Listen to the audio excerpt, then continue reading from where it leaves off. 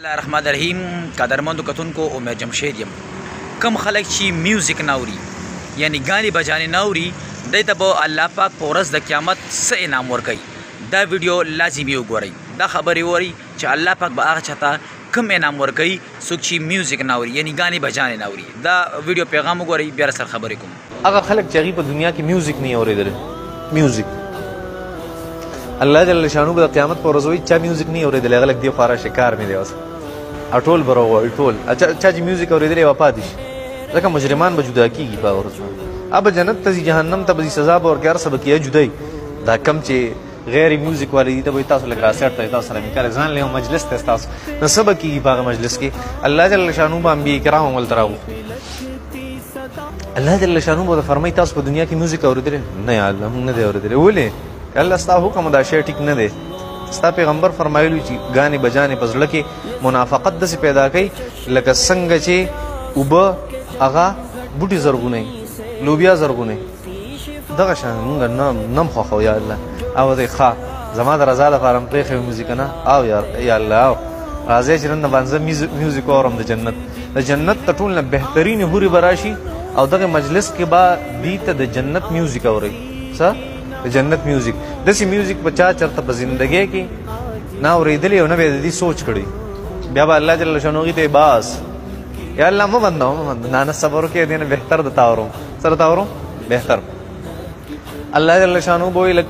داود علیه السلام ته آواز وکړي داود علیه السلام په پیغمبرانو کې هغه پیغمبرو چې دومره خوش آواز و چې هغه کله تلاوت کو غرونو مرغانو به ورسره تسبیحات وي قرآن مجید کې به واقع راشي انشاءالله معلوم دی دی به ورسره تسبیحات داسې چل به دونه خوش آوازه الله به وایي ته راشه لږ یاره دې ته لږ د قرآن مجید تلاوت وکړه څه به ورته وایي ستا کتاب زبور د دې ته څه تلاوت وکړه د قرآن خبره مې دې پسې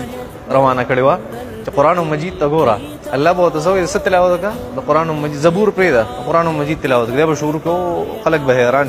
هغه انسان چې د هغه سره غرونو تسبیحات وي زمونږ به څه حالي په هغه ورځ باندې خیال هم دی بیا به الله وایي داود علیه السلام ته چاپ یو بله خبره ده دې نه درته ښه اورم الله به فرمایي لږ صبر وکړئ تاسو تعلیم مه کوئ لږ صبر وکړئ دې نه درته ښه اورم دې نه ښه خو نشته یا الله دې نه ښه نشته الله جل شانو نبي کریم صلی الله علیه وسلم ته چې راشه او د سورې یاسین تلاوت شروع کړه څه د سورې یاسین تلاوت نبي علیه السلام به سورې یاسین تلاوت شروع کړي بیا به نبي علیه السلام ته چې باس یا الله دا خو زموږ پیغمبر دی لږ راته نور پرېږده لږ تلاوت راته نور کړي الله به وفرمایي قلار شه دې نه ته بهترین تلاوت و دې نه بهترین تلاوت خو نشته الله جل شانه به په خپله صورت رحمان تلاوت شروع کړي څه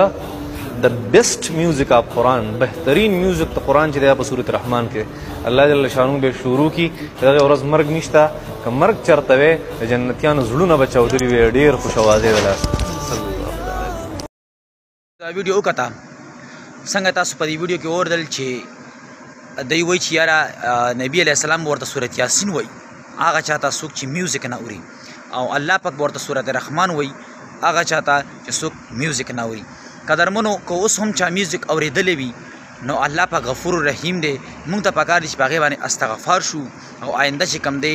دا میوزیک نه بایکاټ وکړو. قدرمنو الله پاک غفور رحیم دی الله پاک بخښنه کوونکی دی هر ګناه معاف کوي. موږ چې دا کوم میوزیک کومه ګانې بجانې اورېدلي دي موږ ته پکار چې په دې باندې استغفار شو او همیشه دپاره توبه وباسو الله پاک به موږ معاف کړي او آینده بایکاټ وکړو چې موږ به میوزیک نه اورو. قدرمنو دا ویډیو خپلو ملګرو سره ضرور شیر کړئ. الله مو ښه ده بل هر چېرته خوشحاله اوسئ د الله په امان.